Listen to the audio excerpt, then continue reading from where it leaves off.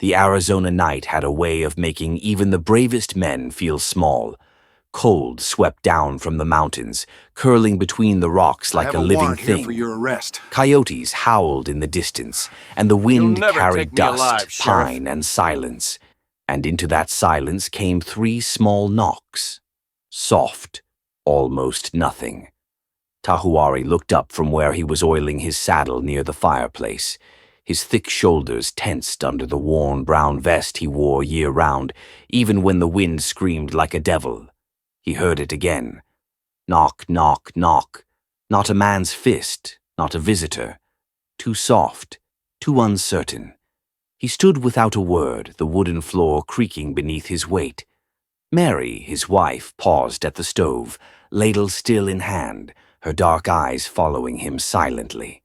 From the corner of the cabin, their daughter Anna stopped playing with her woven doll and looked toward the door. Tahuari opened it slow, and there he stood, a boy, no more than 8, hair pale and wild from the wind, cheeks chapped red from cold and dust. His clothes hung from him like they'd once belonged to someone else. A man, maybe. The sleeves too long, the boots too big. One had no soul. The boy's lips trembled, cracked and dry. His eyes, impossibly blue, met Tahuari's. "Sir," he whispered, "may I stay at your home?" "I'm scared." He was shaking. Not from the cold, or not just the cold. Tahuari saw it in the way the boy stood, legs stiff, like he'd been walking too far, too long. The dirt on his face was old. The tears were not. "Where are your people?" Tahuari asked, voice low but not unkind. "Gone."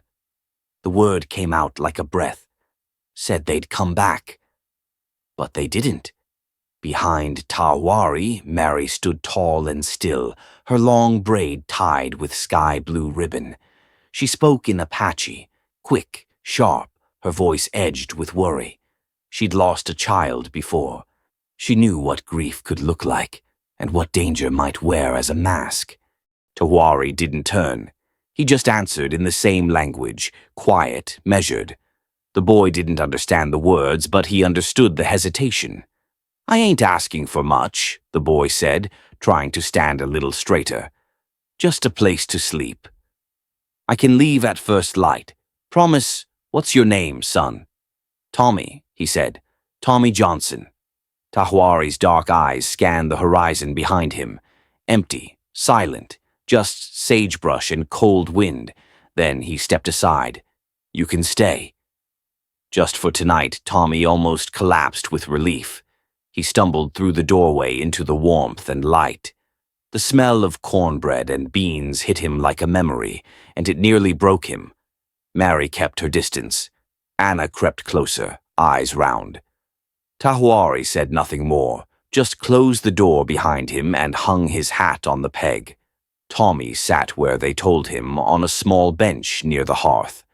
Mary ladled beans into a wooden bowl and set it before him with a piece of cornbread. She said nothing, just watched him eat. He tried to go slow, tried to remember his manners. But the hunger took over, and he shoveled the food down with a quiet desperation that made Mary's eyes soften just a little. "Careful," Tahuari warned. "Too fast and it'll come right back up." Tommy nodded, setting the spoon down with shaky hands. His whole body buzzed with warmth. His stomach hurt now, full too fast, but it was a good kind of hurt. Anna leaned in close, whispering to her father in Apache, pointing at Tommy. "She wants to know if you're staying," Tahuari translated. Tommy glanced at her, then at Mary, then back to the fire. "I don't know," he said honestly. "I don't got nowhere else to go."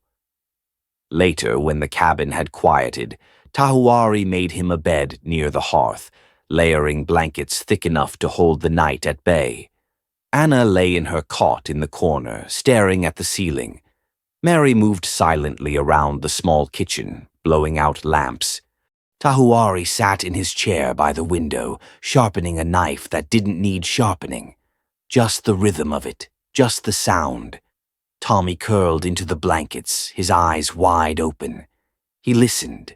to the fire crackling, to Anna's soft breaths, to the wind rattling the shutters, to the voices from behind the thin wall where Tahuari and Mary spoke in hushed Apache. He couldn't make out the words, but he knew the tone. Worry, doubt, a decision being weighed. He knew that sound. His parents had sounded the same. The fire popped. His eyelids drooped. He pulled the blankets tighter and, for the first time in 3 days, began to fall asleep. His hand found the edge of the quilt and clung to it like a lifeline. Somewhere outside, a coyote cried, and far off, so far it could have been imagination, came the faint echo of a horse's hoof. Slow, measured, watching. In the morning, Tommy would wake to sunlight pouring through a real window, to the smell of cornmeal mush and the weight of eyes still measuring him. But for now, in the dark and the warmth, he felt something he hadn't in a long, long time. Safe. And across the cabin, Mary whispered to Tahuari in their language, her words quiet but laced with something old and painful. "She has his eyes," she said. "The boy we lost." Tahuari didn't respond, but his gaze stayed fixed on the door, on the cold beyond it, on the empty trail leading back into nowhere, because in his bones he knew. No child ends up alone in the mountains by accident, and whoever had left this boy behind, they weren't finished yet. Tommy woke before the sun. For a moment he didn't remember where he was. The ceiling above him was made of rough pine, not canvas. There were no canvas walls flapping in the wind, no rattling wagon wheels outside, only the smell of wood smoke and something warm cooking on the stove. Then it all came rushing back, the door, the knock, the fire, the quiet eyes of the man who had let him in. He sat up, blinking at the golden dawn light leaking through the window. His body ached, but it was a good ache, like his muscles were thawing after too long in the cold. Mary moved around the kitchen with quiet precision, never once looking directly at him, but never ignoring him either. Anna was already up, sitting at the table, swinging her legs and humming softly as she peeled dried apples with a small, careful knife. She looked up and smiled when she saw Tommy was awake. "You hungry?" Mary asked without turning from the stove. "Yes, ma'am," Tommy said, his voice still scratchy from sleep. He stood and began folding the blankets he'd used, trying his best to make the bed neatly. Mary didn't say anything, but he saw the way her eyes flicked toward his hands and lingered a second longer than necessary. She set down a bowl of mush sweetened with honey and a strip of dried meat that tasted of smoke and salt. As Tommy ate, Anna spoke to her mother in Apache, occasionally pointing at him and smiling. He didn't know what she was saying, but the tone was light, teasing. Mary answered in clipped responses, her voice still carrying caution. The door opened, letting in a blast of cold morning air. Tahuari entered, an armload of split wood balanced across his shoulder. He set it down near the stove and looked over at Tommy. "You eat," he said. "Then we talk." Tommy nodded, finishing his food faster than he meant to. His stomach was learning not to be empty, and it wasn't sure what to do with itself now. Later, he sat outside on a short wooden bench while Tahuari repaired a cracked bridle strap. The morning air was sharp and dry, the mountains casting long shadows across the valley below. Chickens pecked nearby. A hawk circled high overhead. "Tell me about your parents," Tahuari said finally, not looking up from his work. "The real story." Tommy hesitated. His fingers fidgeted in his lap. "My pa worked for the railroad," he said slowly. Or that's what he said. "But I never saw him on no engine or nothing. He met with men. Always men with fancy clothes and saddles. They'd come to our wagon, talk quiet, and leave with papers." Tahuari's fingers stilled on the leather. "What kind of papers?" "I don't know. Contracts, maybe?" "My ma. She didn't like it. I heard her crying sometimes after they left. One night they had a big fight. I wasn't supposed to hear. Pa said. He said we'd have to leave the boy behind, that it was the only way to keep me safe. He looked up at Tahuari, eyes too old for 8 years. But when I asked him what he meant, he shouted. Told me to stop listening in on grown-up talk. Silence fell between them. The kind that wasn't empty but full of thought. Tahuari ran a hand down the bridle leather and studied the rawhide edge. They left you on purpose, he said at last, not because they couldn't feed you. Not because they didn't love you, but because someone told them to. Tommy looked down at his boots, mismatched and too big. Maybe. I don't think they're coming back. The cabin door creaked open. Mary stepped out, arms crossed tight around her waist. Her eyes flicked to her husband, then to the boy. He's not just some stray, she said quietly. Is he? Tahuari didn't answer. The rest of the day passed slow. Tahuari showed Tommy how to gather kindling the right way, how to find dry pine under the top layer of snow. They walked out into the brush where Tahuari pointed out tracks rabbit, squirrel, deer. He taught Tommy how to read the land the way some men read books. Mary still kept her distance, though she gave Tommy small chores. Carry water, peel roots, stir the pot. She never smiled, but she never scolded either. And that, in its own way, was permission. That night the wind picked up. Snow whispered across the shingles. Inside the cabin the fire snapped and glowed. Anna sat beside Tommy, her head on his shoulder as she hummed some soft song in Apache. Tahuari was oiling his rifle. Mary was mending a rip in her daughter's coat. For a moment it almost felt like family.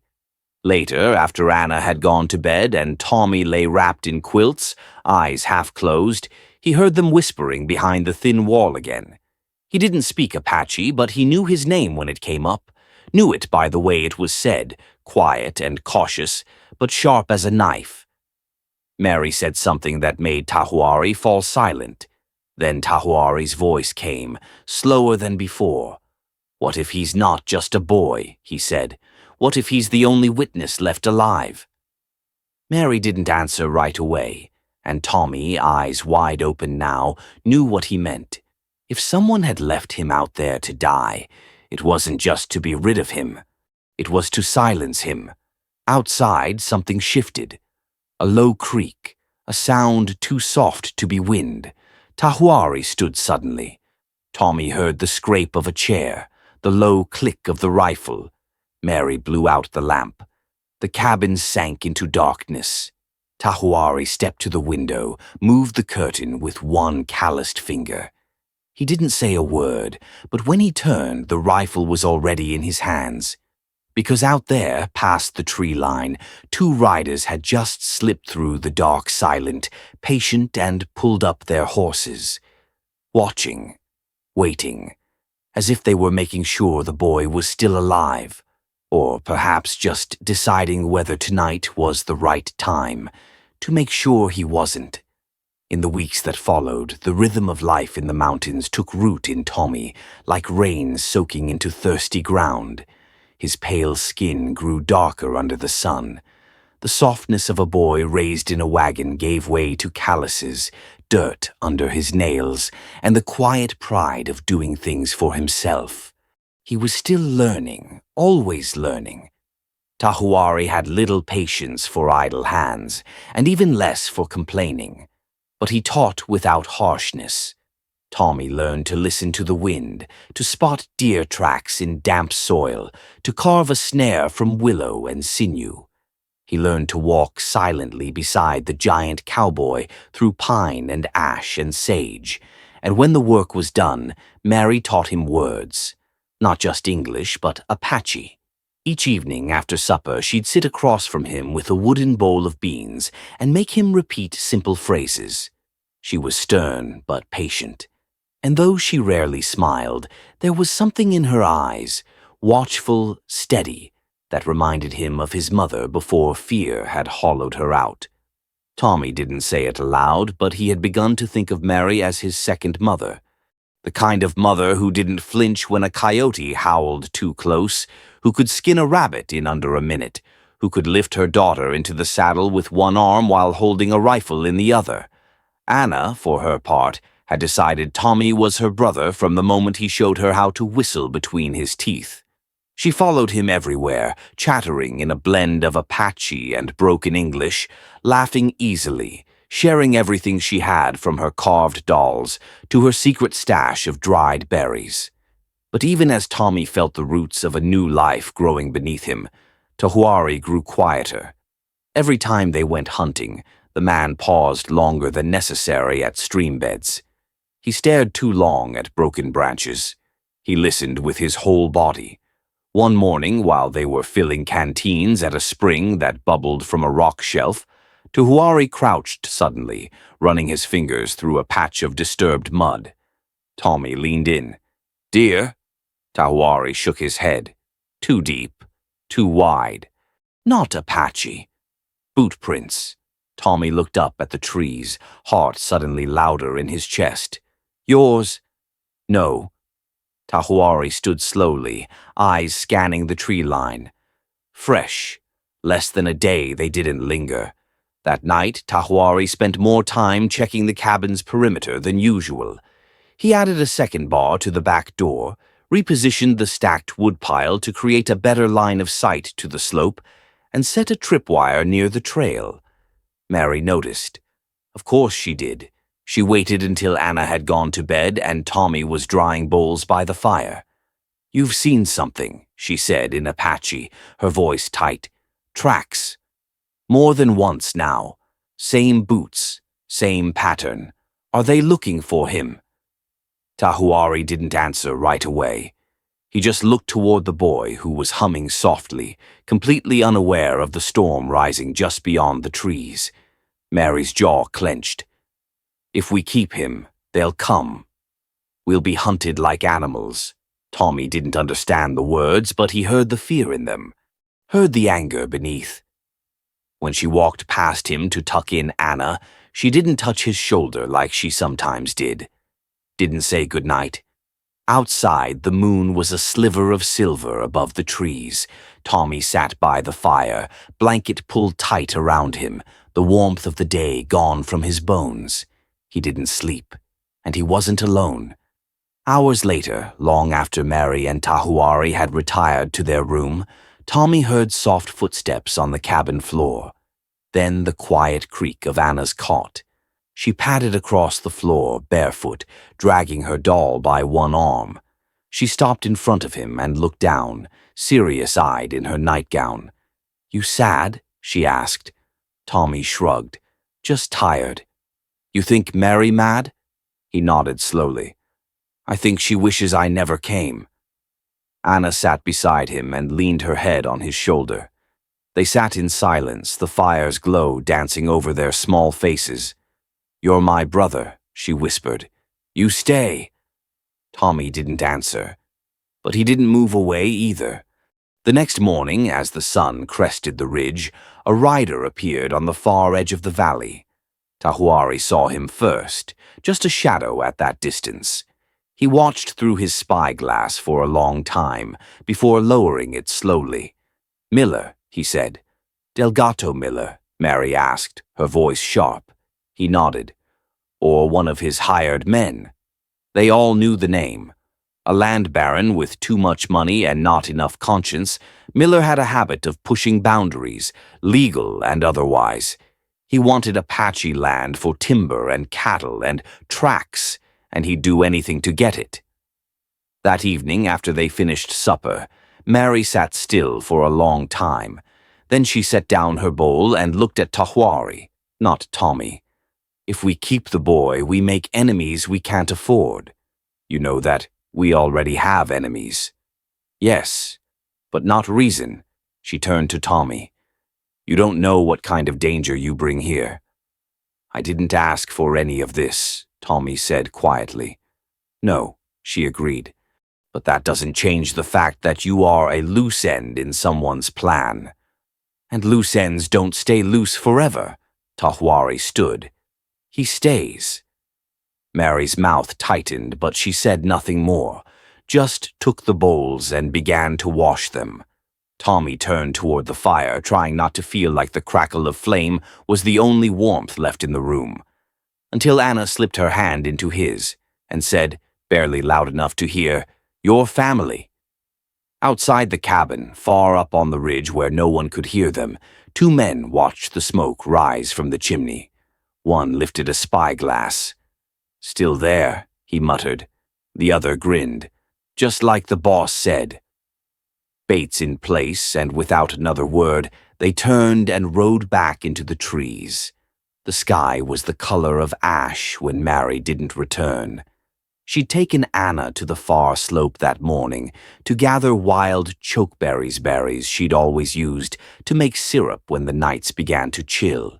Tommy had offered to go, but Mary had just smiled faintly and said, "You and Tahuari have work to finish." They were patching the cabin's east wall when Anna came running back alone. Her small boots slapped the packed earth hard. Her braid bounced wildly. Her eyes were wide, wild. "Shima," she cried. "They took her." Tahuari dropped the hammer before it even hit the nails. He leapt from the ladder and caught Anna in his arms. Tommy froze, heart pounding. He could see the terror on the girl's face, feel it rip through the cabin like wind through a broken door. "What happened?" Tahuari demanded, switching to English as he cradled his daughter. Anna sobbed into his shirt, speaking in frantic Apache. The words poured out like a flood. Tahuari's face darkened with every syllable. She said 5 men. They came out of the trees, guns drawn. Mary yelled for Anna to run, then they grabbed her and rode off. Tommy stood frozen. The heat in his chest turned to ice. Mary, taken. Because of him. "Which way?" Tahuari asked. Anna pointed up toward the draw, tears still streaking her face. Tahuari set her down, gently but firmly. "Get inside. Lock the door. Don't open it for anyone but me." "I'm coming," Tommy said, grabbing his coat. Tahuari blocked him with one massive arm. "You'll stay. Guard Anna." "No," Tommy snapped. "This is because of me." "You think I don't know that?" Tahuari's voice cracked like thunder. Then it dropped low again. "But I'm not losing anyone else." "You stay. Protect what we have left." But Tommy didn't listen. When night fell and Tahuari hadn't returned, Tommy left a note for Anna under her pillow and slipped out into the dark with nothing but a knife and a flint in his pocket. He didn't get far. Tahuari was waiting for him at the ridge, arms crossed, face hard as granite. "You think I didn't know you'd try?" "I have to help," Tommy pleaded. She's my family too." For a long second, Tahuari didn't move. Then he exhaled. "Fine. Then we do this my way." They moved before dawn. Tahuari knew these mountains like he knew the lines of his own hands. He followed the tracks the way a reader follows sentences. Every broken branch, every churned patch of earth told him a story. At midday, they found the camp. Tucked deep in a box canyon, the men had stopped to rest. 5 of them. Horses tied near a dead log, a cook fire burning low.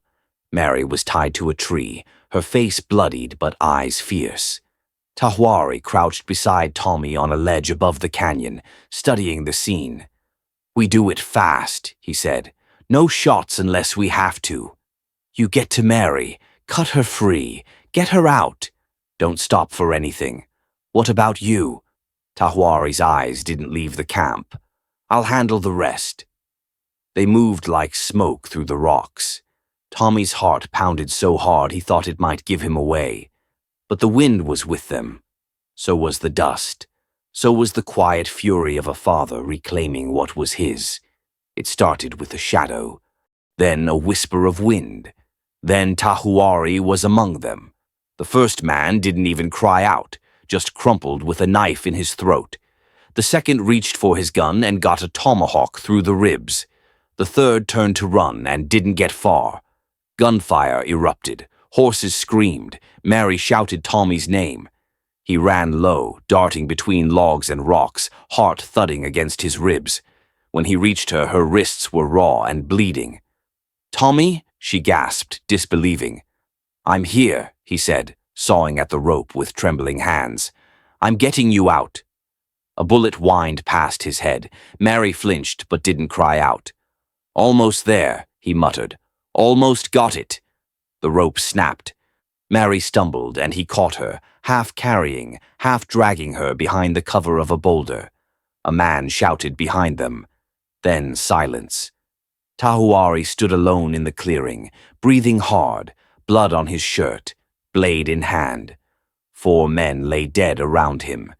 The 5th, the one giving orders, lay on the ground, groaning, clutching a wounded leg. Tahuari grabbed him by the collar and hauled him upright. "You work for Delgato Miller?" he growled. The man spat blood. "I am Delgato Miller." Tahuari's grip tightened. "You did this for land? For money?" Miller sneered through cracked teeth. "Land's worth more when it's empty." Tommy stepped forward. His voice shook, but it held. "You came after Mary to get to me." "Of course," Miller wheezed. "You're worth more dead than alive." "Why?" Mary asked hoarsely. "What could a child know?" Miller coughed a laugh. "Ask my brother. He's the one who does the paperwork." Tahuari's eyes narrowed. "Brother." "Roberto," Miller said. "He's the one you should be afraid of." "I'm just the bait." A crack rang out. Miller's head snapped back and he slumped to the ground. Blood pooled beneath him. Tahuari spun, eyes scanning the ridge. But there was no one, only the echo of a rifle shot rolling across the rocks. Tommy stared at the lifeless man on the ground. "What does he mean? Roberto?" Tahuari didn't answer right away. He stared at the blood-soaked dust as if reading signs in it. Then, softly, "It means the man behind all this, the man we haven't seen yet, just declared war." The fire hadn't even burned down in the canyon before the next wave arrived. They heard the horses before they saw the men. 20 riders, moving in a staggered formation across the ridge, like they didn't need to hide, like they wanted to be seen.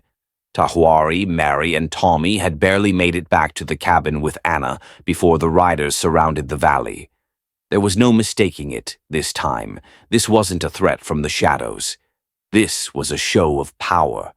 And at the center of it all was a man who didn't look like he belonged to the dust and sweat of frontier life.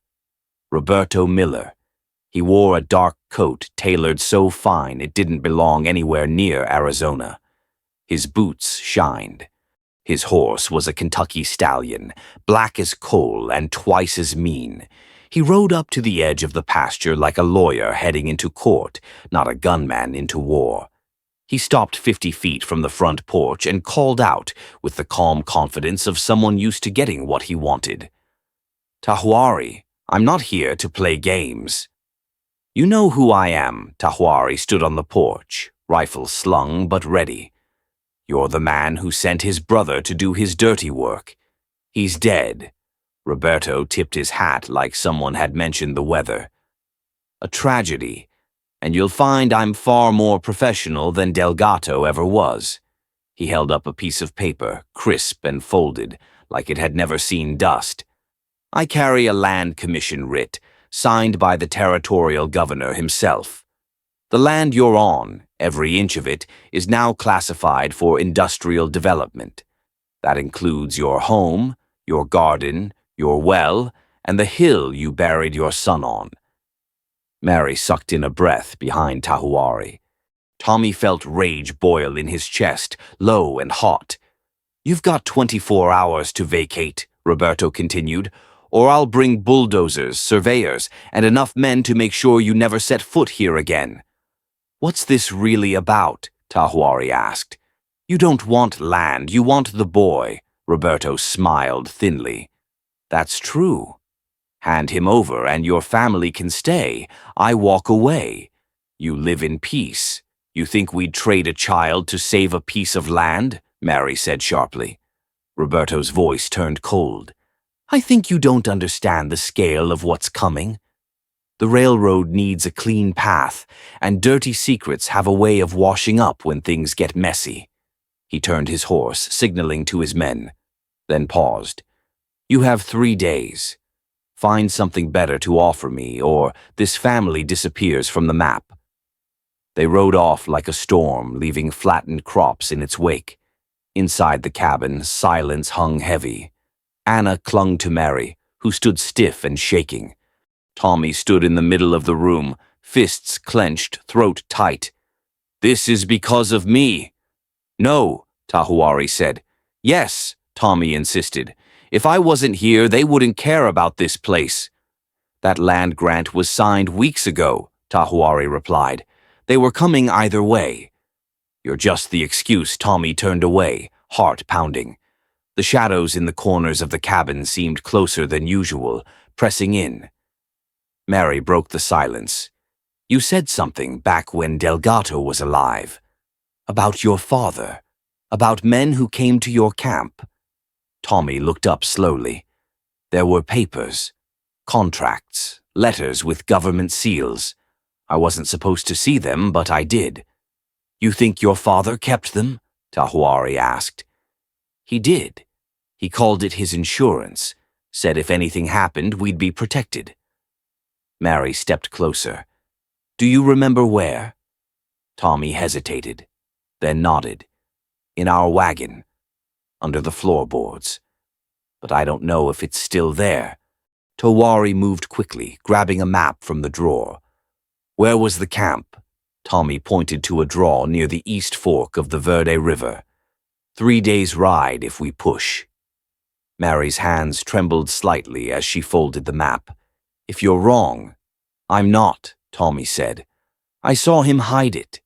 Tahuari looked at him carefully, then at Mary, then down at Anna, who stood hugging her doll so tight her knuckles were white. If we go, Mary said slowly, we take everything with us. The girl, the supplies. If we're caught out there, Tahuari didn't flinch. We won't be. And if we are, we fight. That night, as Tommy lay awake on his blanket, listening to the wind scratch at the shutters, he felt something shift inside him. Not fear, not exactly. Something sharper. Resolve. They were risking everything to protect him. They'd chosen him again and again, despite the danger, the cost. And now it was his turn. If those papers existed, they were his only way to make this right. And if they didn't, then Roberto Miller would take everything. The boy, the family, the land, the grave on the hill. Just before dawn, as Mary packed bread into a cloth and Tahuari checked his rifle one last time, Tommy whispered to Anna, who was still half asleep. We're gonna fix this, Anna blinked up at him. You promise? He looked out at the gray sky. No, but we're gonna try far up on the ridge, behind the pine trees. One of Roberto's scouts watched the cabin stir. He turned and rode back to camp. They're leaving, he told Roberto. Roberto smiled as he poured himself coffee from a silver pot. Good, he said. Let them run. He lifted the cup slowly, watching the steam curl toward the sky. They'll lead us right to what we need. The wind shifted as they rode east, cooler, drier, sharper. It carried with it the memory of fire, dust, and the slow death of abandoned places. Tommy clung to the saddle horn as they pushed deeper into the hills, farther from the safety of their home, and closer to something far more dangerous. The truth. Mary rode beside him, her eyes always scanning the trail behind. Anna sat snug between her arms, wrapped in a wool blanket, quiet but alert. Tahuari led the way, his figure broad and silent atop his roan stallion, rifle slung across his back like it belonged there, because it did. Tommy hadn't spoken much since they left the valley. He was thinking, trying to remember the exact turn, the angle of the trail, the cluster of mesquite trees near the riverbed. It had all blurred together during the chaos of that night his parents left him behind. but his memory honed by survival and desperation dug up just enough. "It was here," he said finally. "Up this draw." They reached the old camp by mid-morning. There wasn't much left: charred logs from a long dead fire, a broken crate, the faint shape of wagon ruts half buried in the dirt, like bones under thin skin. Everything else had been claimed by wind, sun, and time. Mary helped Anna down. The girl stayed close, watching the landscape with quiet suspicion. Tommy walked slowly, his boots crunching dry twigs beneath him. He stopped near a patch of bare earth where he remembered the wagon had sat. "Here," he said. "We camped right here." Pa parked the wagon facing the trees to block the sun in the morning. Ma always hated the light in her eyes. Tahuari knelt and began studying the ground. The topsoil was blackened, brittle. Fire had come through here. Maybe deliberate. Maybe not. But it hadn't burned deep. "Help me dig," he said. They worked in silence. Tommy used a piece of flat wood, scraping back layers of ash and hard dirt. His hands blistered fast. He didn't stop. Then his fingers hit metal. He froze. Tahuari brushed away the remaining soil. There, embedded in the ground, was the outline of a small iron strongbox, scorched but intact. Tommy looked up, chest heaving. "That's it." That's Pa's Tahuari pried it loose, the box groaning as it came free. The lock had melted, but the hinges held. With the back of his knife, he forced it open. Inside were several bundles of paper, tied in twine and wrapped in a scorched oilcloth. Beneath that, a small leather journal and a pouch that clinked with the sound of coins. Mary leaned in. "Are they real?" Tahuari thumbed through the first bundle. His face hardened with every page. Railroad contracts, survey maps, names, dates, payments. He held up one folded page, stamped with an official seal. "This one's signed by Governor Wallace himself." Mary took it, her hands steady despite the chill in the air. "This could bring them down," she whispered. But it wasn't just the contracts. Tommy opened the leather journal. Inside, the handwriting was tight and careful. His father's. He began reading, eyes moving fast over the words. The entries started like business records notes about delivery schedules, rail routes, names of men who paid in gold or cattle to move survey lines just a little farther into Apache land. But then the tone shifted. He read aloud, voice cracking. They said the boy was a liability, that if we kept him with us, they couldn't guarantee our safety. I didn't believe them, not at first. But then Delgato came himself. He didn't threaten. He promised. Said if I left Tommy where the Apache would find him, they'd assume he was bait, not witness. That they'd kill him and do the dirty work for us. Tommy stopped reading. Mary's hand covered her mouth. Anna looked between the adults, confused. Tahuari didn't say anything. His silence was deeper than words. Tommy closed the journal and held it to his chest. "He left me. Not to protect me. Not really. He just wanted to disappear clean." "No," Mary said, her voice quiet but firm. "He wrote it down. He wanted someone to know." Even if it was too late, Tommy shook his head, staring at the scorched earth. "I don't care why he did it. I only care that we stop the people still trying to finish what he started." Tahuari stood. "Then we ride." But the trail wasn't empty. Far off in the distance, smoke curled against the horizon, not from a fire, from riders. Mary saw them first. They followed us. "Of course they did," Tahuari said. "Roberto's too smart to wait." Tommy clenched his fists. "Then let's stop being prey." "We're not strong enough to fight them out here," Mary warned. "Not yet," Tahuari agreed, "but we have the proof. And I know where we can deliver it." Tommy turned to him. "Where?" "Fort Whipple. That's 2 days away." "Then we ride tonight." They packed what they could. Tommy tucked the journal into his coat. Mary carried the papers in a bundle tied with leather cord. Tahuari kept his rifle loaded, eyes scanning the shadows. Anna reached for Tommy's hand as they mounted up. "You're not scared," she whispered. He looked down at her, forcing a small smile. "I'm scared of letting them win." She nodded, and together they rode into the dusk. Behind them, wind stirred the ash where the strongbox had been buried, scattering the last remains of a life that had been built on fear and burned to hide the truth. But this time, the truth would ride with them. And up on the ridge, where shadows moved like smoke between the trees, Roberto Miller watched through his spyglass.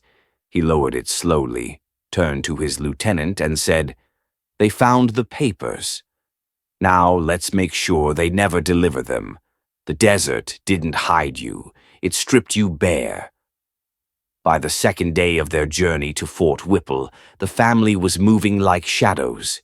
They rode by night and slept during the day, hidden beneath overhangs and deep inside dry gullies where the wind howled like ghosts. The heat was brutal, but the silence was worse. Tommy kept the leather pouch with the papers tied tight to his chest, tucked beneath his shirt where no one could see or grab it. It felt like a furnace against his skin. Every bump in the trail, every jolt of the saddle, reminded him just how much depended on what he carried. Tahuari was slowing down. Not that he ever admitted it. But Tommy saw the way the big man favored his left side, how he tightened his jaw when he dismounted, how he pressed a hand to the crusted blood at his ribs when he thought no one was looking. He'd taken a bullet during their escape from the old camp. "Just a graze," he said. Tommy knew better. Mary had torn up one of her shawls to pack the wound. She never said a word about it either. Just kept moving, kept checking Anna, kept retying saddle straps and wiping dust from her daughter's eyes like it was just another trip to the market. They all knew what was coming. Roberto Miller's men were behind them. Maybe 24 riders with better horses and fewer scruples. You couldn't outrun that kind of money. You could only delay it, or outsmart it. By the third night, the family took shelter in a narrow slot canyon, barely wide enough for their horses. Above them, the stars spun in a wide arc, crisp and cold. Below, they huddled close to the rock wall, sharing silence like it was bread. "We're not gonna make it to Whipple in time," Mary said quietly, her voice just above the wind. Tahuari was sitting against the canyon wall, head bowed, his breathing shallow. He didn't disagree. Tommy looked at him, then at Anna, curled beside her mother, her arms wrapped around the doll she'd carried all the way from the cabin. "Let me go," he said. Mary turned her head sharply. "What?" "I'll take the papers." "I'll go ahead. I'm smaller." "Faster." "No," she said. "Absolutely not." Tommy leaned forward, eyes burning. "They don't want you, or Tahuari, or Anna. They want me, the boy with the truth. If I get to Whipple and give the army what we have, the soldiers will come. They'll protect you. But if we all stay together, Roberto's gonna catch us first." "You don't know that," Mary snapped, but her voice was breaking now. "He's right," Tahuari said suddenly, eyes still closed. Mary stared at him. "No, no, we are not sending a child alone." Tahuari looked up. "He's not a child anymore." Tommy didn't flinch. "I can do it. I know the trail. I remember the markers." "No," Mary whispered, shaking her head. "What if they catch you?" Tommy met her eyes. "Then they'll stop chasing you." The canyon fell quiet. Anna stirred and blinked up at them, sensing the tension like a wolf pup does cold. "You're not going," she said sleepily. Tommy walked over and knelt beside her. "I have to," he said gently, "so you and your mama and Tahuari can live free." Anna grabbed his sleeve. "You'll come back?" Tommy hesitated, then nodded. "I'll try." She let go, but her hand dropped like something had been torn loose inside her. Mary finally stood. Her hands were shaking as she opened her pack and pulled out a small compass. "This was my husband's," she said. "He carried it through war, across 2 territories and back again. Take it. Find the river trail north. Stick to the brush when you can." She paused, then added in a whisper, "If they catch you, burn the papers before they get their hands on them." Tommy nodded and tucked the compass inside his pocket. Tahuari rose slowly, grimacing with every inch. He gripped Tommy's shoulder with his blood-crusted hand. "You run like Apache. Quiet, smart, never straight, never predictable. You get to the fort, you look them in the eye. You tell them the truth." Tommy looked up at the man he had once feared, now saw as a father. "I will." They gave him half a water skin, a pouch of nuts and jerky, and Mary's shawl for warmth. He didn't look back when he left. The canyon swallowed him up, and then he was just another shape in the desert, moving fast, low, and alone. Behind him, the family faded into darkness. Ahead of him, a thin line of stars pointed the way to Fort Whipple. By dawn, Roberto's men would find the canyon empty. And by then, if luck held, Tommy Johnson would be 20 miles closer to burning down everything they'd built on blood and lies. The gates of Fort Whipple rose like a promise and a threat against the horizon. Tommy's horse stumbled once as it climbed the final slope, foam lacing its neck, lungs near to giving out. Tommy wasn't in much better shape. His face was wind-burned, lips cracked, shirt stiff with dust and sweat.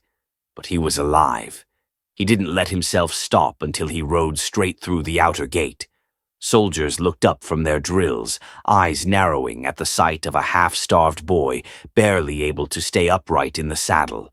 One stepped forward, hand on his holster. "You lost, kid?" "I need to speak to Colonel Davidson," Tommy said, sliding off the horse and nearly falling. "About what?" Tommy pulled the leather pouch from under his shirt and held it out with shaking hands. "About government corruption, land fraud, and murder." Within 30 minutes, he was standing inside the colonel's office, trying not to sway on his feet. The room smelled of coffee, old leather, and something sterner authority. Colonel Davidson was a square-jawed man in his 50s, his blue uniform crisp despite the dust of Arizona. He sat behind a broad desk cluttered with reports and maps. His face was unreadable as he flipped through the first few pages of Tommy's documents. "These are interesting," Davidson said finally. "They're real," Tommy replied. "And there's more." A journal he handed over the worn leather book, his father's journal, its pages now stained with sweat and fear, but still legible. Davidson took it, turned a few pages, and stilled. Tommy waited, hands clenched at his sides. "He names them," Davidson murmured. "Governor Wallace, 2 senators, surveyors, railroad executives." He looked up slowly. "How did you come by this?" "My father left it behind," Tommy said. "He was part of it. And then he tried to run. They wanted to tie up loose ends." "That's what I was," Davidson said nothing for a long moment. Then he stood, walking to the window that overlooked the parade ground. "You understand what this means?" "Yes, sir." "You're putting a lot of powerful men in a bad position." "I don't care," Tommy said. "My family's being hunted. I won't let them be buried to protect cowards in suits." Before Davidson could respond, a soldier burst through the door without knocking. "Sir Riders approaching the fort, 20 of them." Armed Davidson's jaw tightened. "Send out a guard line. Let them know they're being watched." The man nodded and ran. Tommy's chest clenched. "It's Roberto Miller," he said. "He's here to stop me." 15 minutes later, the front gates creaked open, and Roberto Miller rode in at the head of his men. He dismounted slowly, brushing dust from his sleeve like he'd arrived for a business meeting rather than a standoff. He entered the command building with 2 lieutenants flanking him. Davidson waited for him at the top of the steps. "Mr. Miller," the colonel said flatly. "Colonel," Miller replied, all smooth charm. "I'm here to retrieve stolen property." Davidson arched a brow. "What property?" Miller pointed past him to Tommy, who stood near the doorway, spine straight, jaw set.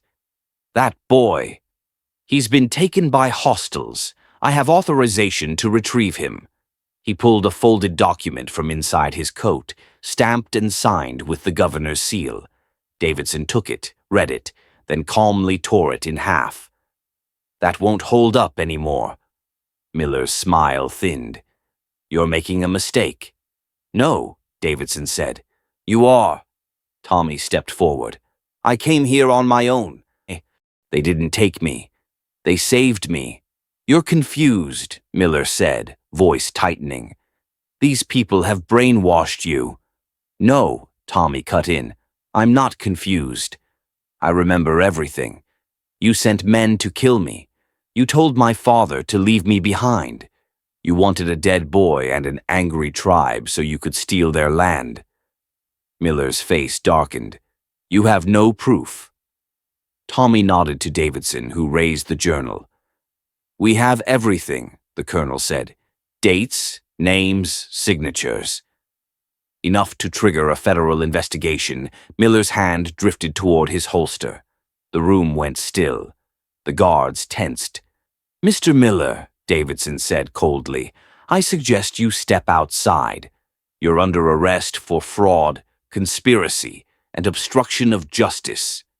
"You can't do this," Miller hissed. "You don't know who you're dealing with." Davidson stepped forward. "I know you're a man who ordered the death of a child. And I know I have the power of the United States Army behind me." Miller hesitated. But then something in his face broke. Pride, arrogance, the illusion of invincibility. He turned too fast. A shot rang out. But it wasn't his. A guard had already seen the motion, and before Miller's gun cleared leather, he was on the ground, hands pinned, gun kicked away. Davidson looked down at him. "You'll stand trial, Miller. And every name in that journal's going with you." As the guards hauled him away, Tommy slumped back against the wall, knees shaking. Davidson crossed to him. "You did something brave, son." "I didn't do it for me," Tommy whispered. "I did it for them." Davidson studied the boy a moment, then nodded. "They'll be here soon, won't they?" Tommy looked up sharply. "Yes, sir." "Then let's be ready." But outside the fort, another rider had watched the confrontation from a far-off ridge, a spyglass in hand, face half-shadowed by his hat. He didn't ride with Roberto. He didn't speak to anyone. And as he turned his horse to leave, he whispered one thing beneath his breath. "Loose ends still breathing."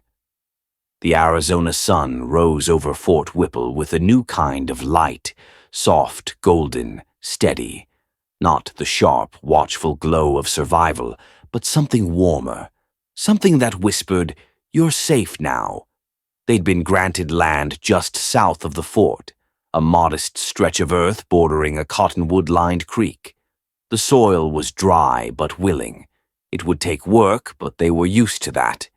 Tommy stood by the edge of the fence they'd built together, he and Tahuari, hammering stakes into the clay with hands still raw from the journey. He looked out at the garden Mary had marked out with white stones, where Anna now played with a stray mutt they'd adopted. Its tail wagged like it had finally remembered what joy felt like. Inside the newly raised cabin, a proper one, with plank floors and windows, Mary was setting up the last of her supplies. Bolts of calico, spools of thread, a tin box of needles. Her sewing classes had started slow, mostly wives of soldiers and a few widows. But word was spreading. "They come for the stitches," she said once, "but they stay for the company." Anna, once a quiet shadow behind Mary's skirts, had blossomed. She now spoke both Apache and English fluently, and had taken to correcting Tahuari's grammar with the stubborn authority only children possess. She helped Tommy with his letters, too, teasing him mercilessly when he misspelled words like governor or witness. Tahuari had been asked to stay on as a tracker and survival trainer for the cavalry. Most mornings he led patrols out past the hills, teaching green soldiers how to read signs in the dust, how to listen to the desert. In uniform, he looked like part of the land itself, immovable, honest, elemental. As for Tommy, he spent his days at a desk inside the fort's small administrative office, writing. Not reports or ledger's letters. Dozens of them. Each one detailed what had happened, from the first night in the mountains to the courtroom confrontation. He named names. He recounted threats. He quoted his father's journal. He sent them to judges, newspapers, army clerks, and eventually to Washington. The judge in Prescott wrote back first, thanking him for his courage and asking for more documentation.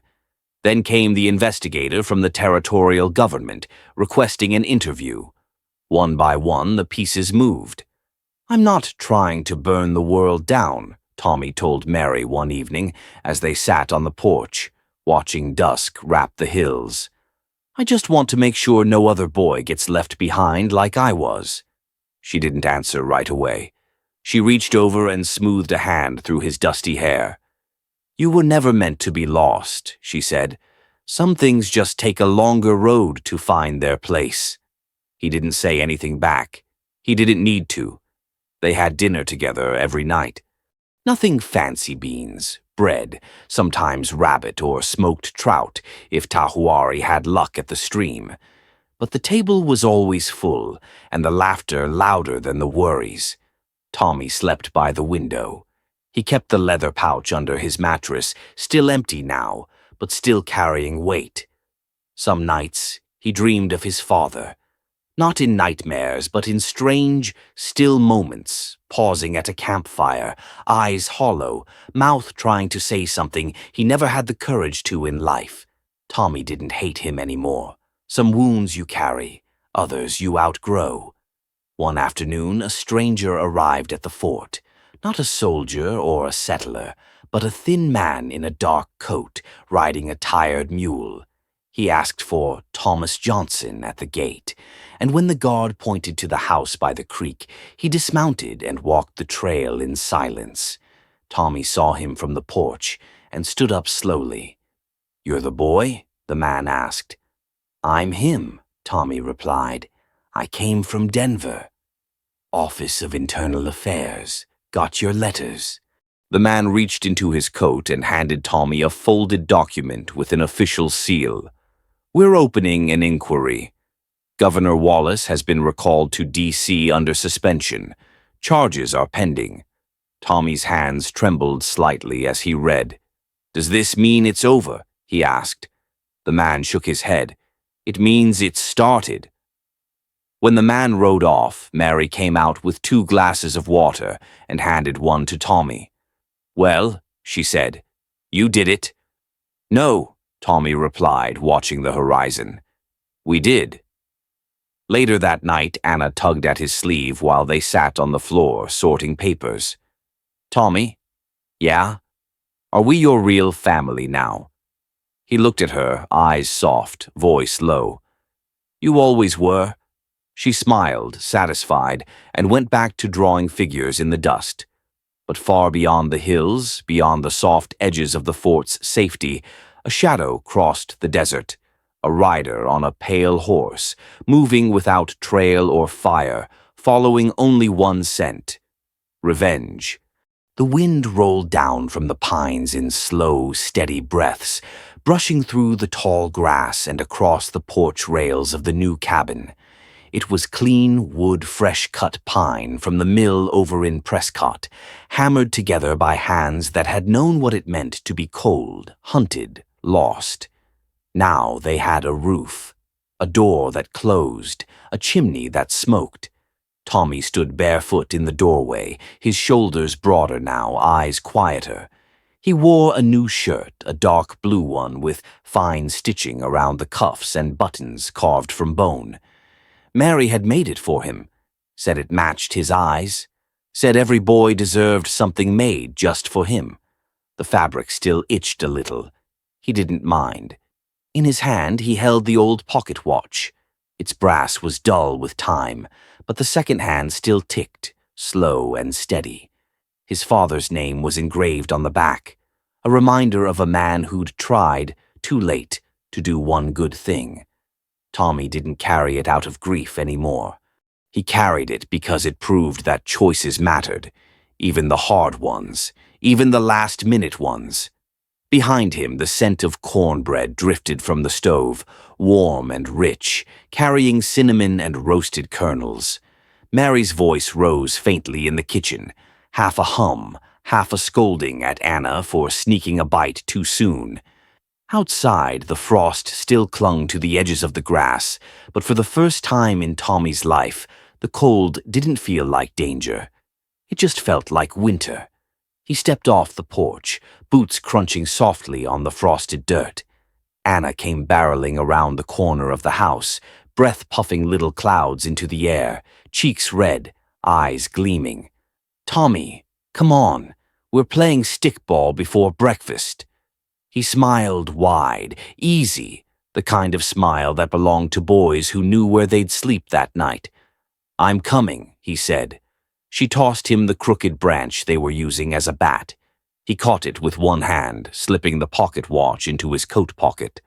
Across the yard, Tahuari crouched near the edge of the chicken coop, fixing a loose hinge. He stood up slowly, wiping his hands on a rag, watching the children with quiet satisfaction. He nodded once at Tommy. That was all he ever needed to say. Mary stepped out onto the porch with 2 mugs of coffee, handing one to her husband before wrapping her shawl tight around her shoulders. "You think he's happy?" she asked softly. Tahuari sipped, then answered without looking away. "I think he knows this is home." Tommy swung the bat and sent the ball flying into the field. Anna whooped and chased it, her laughter echoing against the hills. For a long while, the world was just that sound. Joy, unchained and honest. Later, when the sun reached over the ridge and spilled gold across the land, Tommy sat alone near the barn fence. He took out a fresh page, dipped his pen in ink, and began another letter, not to a judge this time or a general, but to boys like him, to the lost ones, the ones still waiting in the dark. He wrote about the firelight, about second chances, about how the West didn't just make men, it made family too. And at the very bottom he signed it, Thomas Johnson, son of Mary and Tahuari, brother to Anna, resident of Whipple Creek. The sun rose high, chickens clucked, a hawk circled overhead, quiet as memory, and Tommy leaned back against the post, finally at peace. But far to the east, in the smoke-choked cities beyond the mountains, a letter passed hands in a tavern corner. A bounty was named, and a man with one eye and a scar across his jaw tucked a revolver into his belt and smiled. The West had found peace for now, but some debts still rode the wind. Don't miss the next story in the Western Legacy series, where every scar has a name, and every name holds a story. Subscribe now to stay on the trail.